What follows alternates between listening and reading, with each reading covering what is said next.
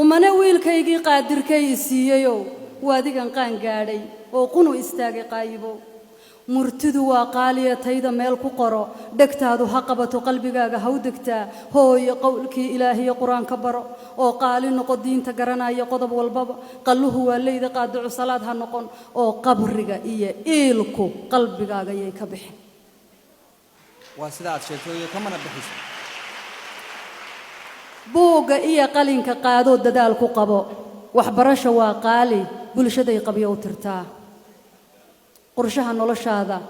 iyo qoyska dhabu ogow khamarji baxroobay saaxiibu qalqaal ha noqon qadaadkoo la xiirto quruxyaanu kaaga dhigin qaranka iyo ciidda waddankeena qaaliga ah naftaada u qisaaso dhiigaagu ha u qabteen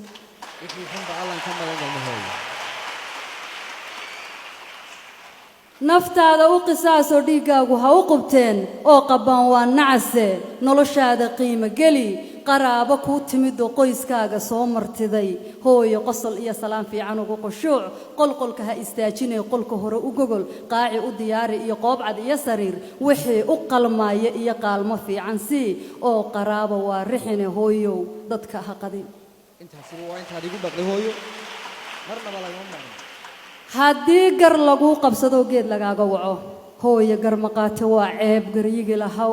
gartaada u sheega sida guulaheen og yahay oo geesi baa tahay abidkaaha gabi dhaclayn geesi baa tahay